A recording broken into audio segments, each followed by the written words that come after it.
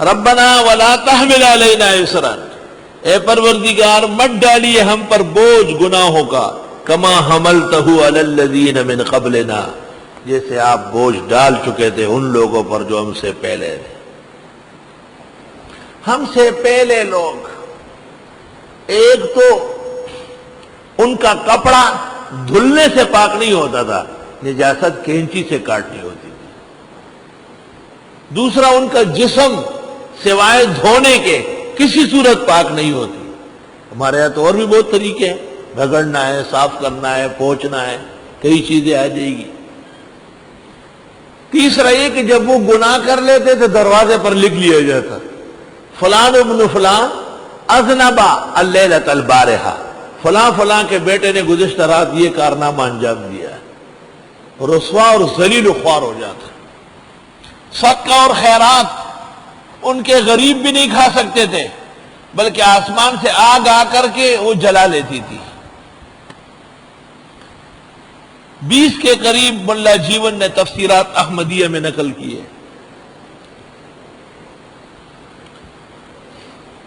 وَيَضَعُ عَنْهُمْ إِسْرَهُمْ وَالْأَغْلَالَ الَّتِي فِي أَعْنَاقِهِمْ، اغلال غلہ، زنجیر گلے میں، دھاگا۔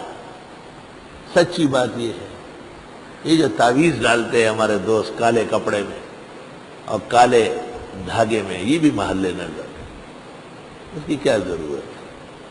موحدین نہ ڈالا کریں۔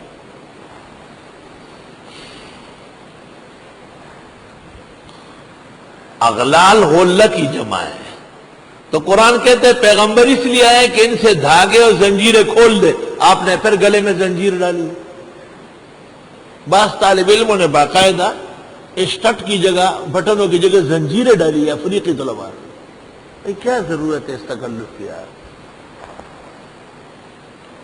اور اپنے مقام پر آپ دیکھیں گے انشاءاللہ جب سورۃ اعراف آئے گی، اعراف کی آیت ہے، میں وہاں کئی چیزیں پیش کروں گا آپ کی خدمت میں، اور آپ بہت ہی باغ و بہار ہو جائیں گے جن کی طرف عام زندگی میں توجہ نہیں ہے۔ مت ڈال ہم پر بوجھ، جیسے ڈال چکے تھے ان لوگوں پر جو ہم سے پہلے تھے۔ اللہ اکبر۔ یا اللہ ہمارے ساتھ آسانی کا برتاؤ فرما۔ ربنا اے پروردگار ہمارے، وَلَا تُحَمِّلْنَا مَا لَا طَاقَةَ لَنَا بِهِ، مت اٹھوائے ہم سے وہ جس کی طاقت ہم میں نہ ہو۔ وَاعْفُ عَنَّا، معاف فرما ہمیں، وَاغْفِرْ لَنَا، بخش دے ہمیں، وَارْحَمْنَا، نوازنا ہمیں، انت مولانا، اب کار ساز ہمارے، فانصرنا علی القوم الکافرین، مدد فرمائی ہماری کافر لوگوں کے مقابلے میں۔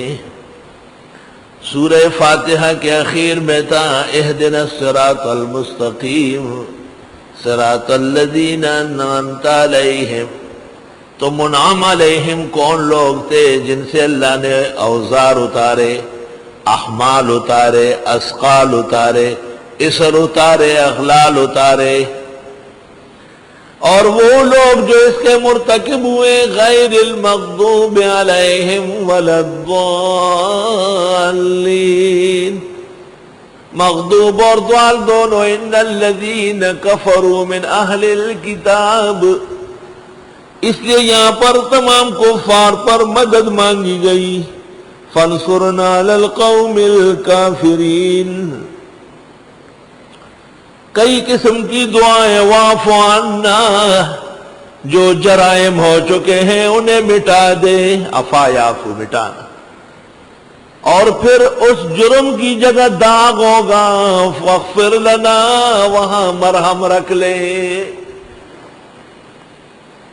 اللہ، اب یہ کہ جرم بھی گیا، اس کا اثر بھی گیا، لیکن اس کا بدل عطا فرما، ورحمنا، جس کا ترجمہ میں نے کیا نواز لے ہمیں، یعنی مالا مال فرما۔ 3 قسم کے خطرات ہے، ایک گناہ ہے، دوسرا پاداش گناہ ہے، اور تیسرا بدل عفو ہے۔ واعف عنا گناہ معاف فرما، اللہم انک عفو کریم تحب العفو فاعف عنا۔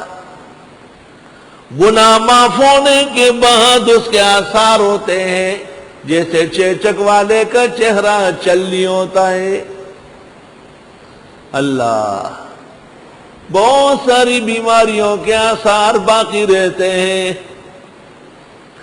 واغفر لنا، خدایا ہمارا پردہ رکھ، وارحمنا، اور ہمیں مالا مال فرما۔ ایک آدمی آپ نے معاف کیا لیکن اس سے تعلق نہیں، اثر باقی ہے۔ آپ نے معاف بھی کیا اور اس کے بعد مالا مال بھی کیا، تو پتہ چلا کہ عفو کے بعد غفران اور غفران کے بعد رضوان، تینوں حاصل ہو گئے۔ جب یہ مقام اور مرتبہ ہوگا تو اب آپ فتیاب ہوں گے۔ انت مولانا، انت مولانا کا ترجمہ یاد رکھو، یہ کام اے خدا آپ کر سکتے ہیں۔ اے پروردگار نہ پکڑیے ہمیں، ان نسینا، اگر ہم بھول گئے، او اخطانا، یا ہم سے خطا ہو گئی۔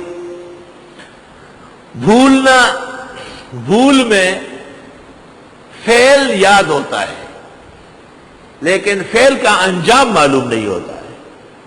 کھانا کھا رہا ہے، یہ پتہ نہیں تھا کہ اس سے روزہ ٹوٹتا ہے، یعنی روزہ یاد نہیں رہا۔ اور خطا میں دونوں معلوم ہوتے ہیں لیکن فعل میں چوک جاتا ہے۔ جیسے منہ میں پانی ڈالا منہ دھونے کے لیے، غلطی سے گلے سے نیچے اترا۔ اب فقہاء متفق ہے، ہمارے حنفی فقہاء، کہ نسیان معاف ہے اور خطا پر قضا ہے اور کفارہ نہیں ہے۔ من افطر صومہ خطأ، یعنی جعل الماء فی فمہ یتمضمض ولكنه نزل من حلقومه خطأ فعليه ان يقضي صومه ولا تأتي عليه الكفارہ۔ نماز کے اندر نسیان معاف ہے ایک حد تک۔ اگر نماز کے اندر بھول کر کسی نے بات کی، نماز ٹوٹ جائے گی۔ بھول کر کے کوئی چیز لیکھی منہ میں ڈالا، نماز ختم ہو جائے گی۔ نماز کے افعال کے اندر جہاں تک تحمل ہے وہاں تک نسیان معاف ہے۔ قاعدہ اولا بھول گیا، سجدہ سہو کر لے۔ ضم صورت بھول گیا، سجدہ سہو کر لے۔ قوما اچھی طرح نہیں کیا، سجدہ سہو کر لے۔ لیکن اگر نماز میں کسی کے ساتھ جوڑ تازہ کیا، کوئی شخص آ رہا تو کہا السلام علیکم، نماز گئی، اگرچہ یہ بھول چکا ہے۔ اس مسئلے کے بہت سارے افراد فقہاء سے رہ گئے ہیں، استدراک علی الفقہ ہوگا۔ اے پروردگار نہ پکڑیے ہمیں اگر ہم بھول گئے یا ہم چوک گئے۔ بھئی حدیث میں تو ہے رفع عن امتی الخطأ والنسیان، میری امت کے لیے بھول چوک معاف ہے۔ تو بابا اس دعا کی برکت سے معاف ہو گئی نا، تعارض کیوں پیدا کرتے، توافق کیوں نہیں کرتے؟ خدایا نہ پکڑ رفع، بھئی اعتبار آخرت کے معاف ہے، لیکن دنیا کے اعتبار سے تو گڑبڑ شڑبڑ ہو جائے گی۔ آپ کو کہا جاؤ مہمان آئے ٹھنڈی بوتل لاؤ، آپ بھول گئے، ٹھیک ہے آپ گناہگار تو نہیں، لیکن ہمارے مہمان کو دیر ہو گئی، ہم کو دوسرا لڑکا بھیجنا پڑا، نقصان تو ہو گیا۔ اللہ اکبر۔ اس لیے نسیان، خطا، عمد، ان کے عواقب میں فرق ضرور ہے۔